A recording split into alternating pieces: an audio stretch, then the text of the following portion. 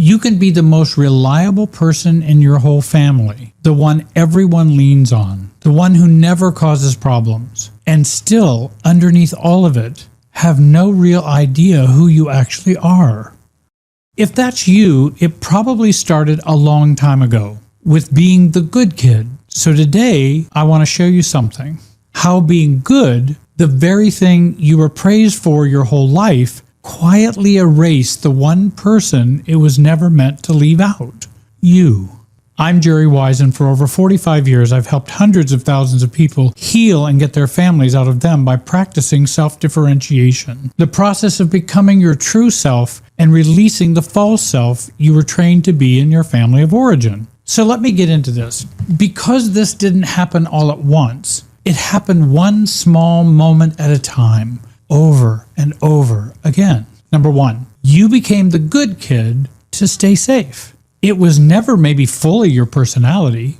And by the way, I'm not talking about there is no virtue in behaving good. Certainly we want kids to be socialized and learn how to behave with other people, even within the family. And I'm not talking about that. I'm talking about the expected pressured role that comes in a dysfunctional family, that you must be the good kid to stay safe. It was never really your personality. Think back to what your house actually felt like. Maybe there was tension in the air. You could never quite name it. A parent you had to read carefully. Chaos that would kick off over almost nothing.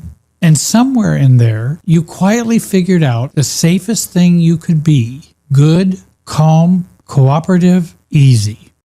The one who didn't add to the problem. So that's who you became. Not because you came out of the womb sweet and selfless, but because being good was the safest place to stand in a home that didn't feel safe. It was protection. You just didn't have the word for it back then. And you still reach for it. Automatically. A new relationship, a new job, a new group of friends, and within about a week, you've quietly slipped into being the easiest one again. The reliable one.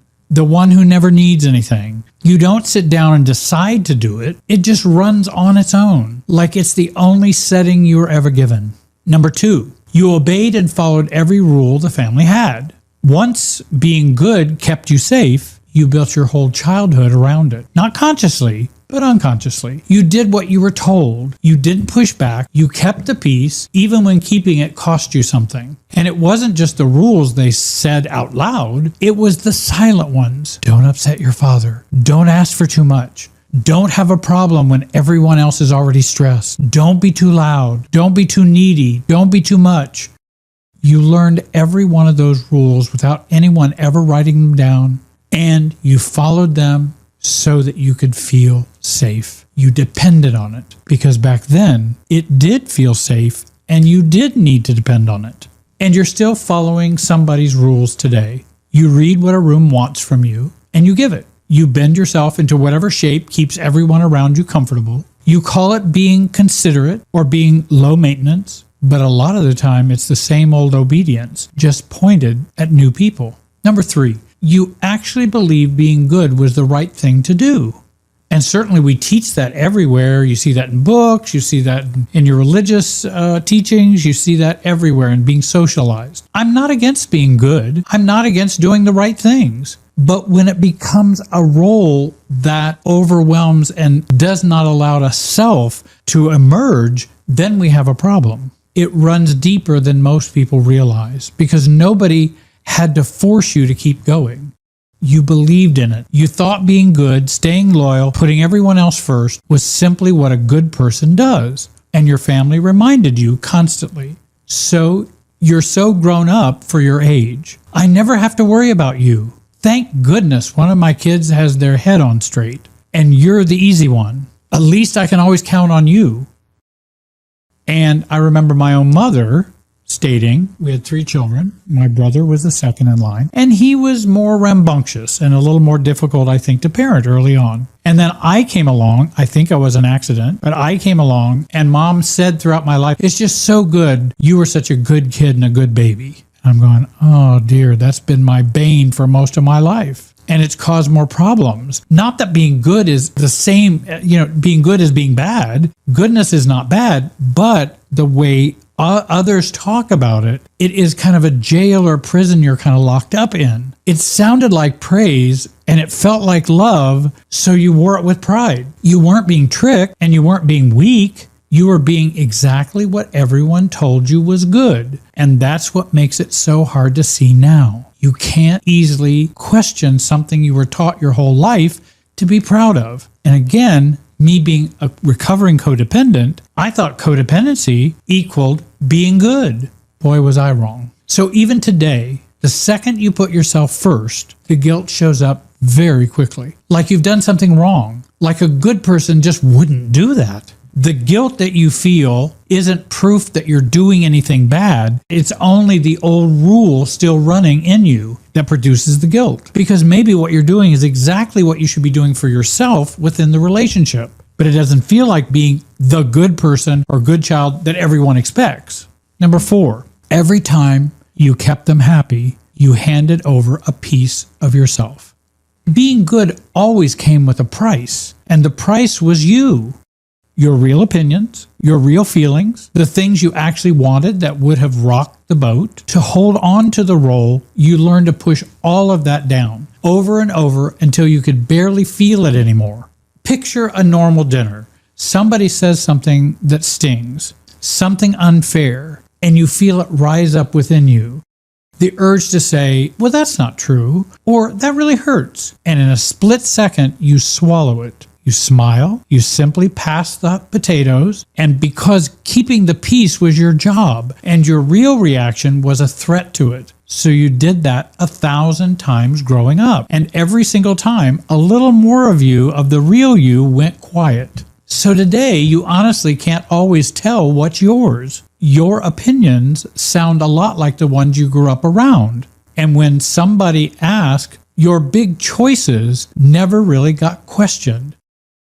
And when somebody asks what you actually want, your mind just goes blank. It doesn't have an answer in there anymore. Number 5, you followed their rules so long, you forgot you had a self of your own. You can walk into a room and read it in about 2 seconds. You know who's tense. You know who's about to snap. You know what everyone needs before they even open their mouth. You learned all of that to keep yourself safe. But while you spent those years studying everyone else, nobody was studying you. Not even you. So you can tell me exactly how your mother's feeling on any given day and any given moment, right down to the tone of her voice, and then go completely blank when I ask you, how do you feel? You have no idea. That's why a simple little question like, what do you want? Can be so strangely hard for you. And even when I ask questions of those that I work with and say, well, what kind of relationship do you want to have with them? Where do you want to eat? What do you want to watch tonight? What you actually want out of your own life. You instantly start scanning for what everyone else would prefer because that muscle is enormous. The one that knows what you want barely ever got used. So it's small, quiet, slow to answer. You spent so many years being who they needed that you never got the chance to find out who you are. Number 6, the good kid kept you safe back then. It's running your whole life now. You're an adult now. You moved out. You built your own life. Maybe you went no contact even. And the good kid is still in there, running the whole show. You apologize for things that never were your fault. You feel guilty just for resting. You say yes while everything inside you is quietly screaming no. And moving away doesn't switch it off. For those who have narcissistic parents or a parent or family that has been scapegoated them in some way, going no contact doesn't switch it all off. Distance can absolutely protect you, I understand, and sometimes it's exactly what is needed. But the rules you were obeying living back in your parents' house a long time ago, they live inside you now. You're still following a rule book that isn't even in the room anymore. And you do get to change that. You're not that small, powerless child anymore. You don't have to keep obeying a system that only ever had power over you because you were a kid trapped inside it. There's a name for getting your real self back out from underneath of all of it. It's called self-differentiation. It just means separating who you really are from who your family needed you to be. You're not throwing your goodness away. You're finally getting to be the real whole person who happens to be kind or good, instead of the role that was never once allowed to be anything else. If you're ready to finally break free and start living with clarity, peace, and a grounded connection to yourself, join the Road to Self program. Many who've joined say it was the missing piece in their healing journey, the step that finally helped them get their family out of them and stand strong as their true self. There are other things I have available. There's a free training. There's coaching that is available. I don't know how many more years I'm going to continue to do coaching. Even a small number of sessions can make a significant difference, I've found. And if you're not sure the Road to Self is for you, start with my free 84-minute self-differentiation training. Over 50,000 people have joined the free training as their first step. Click the links in the description below and get started.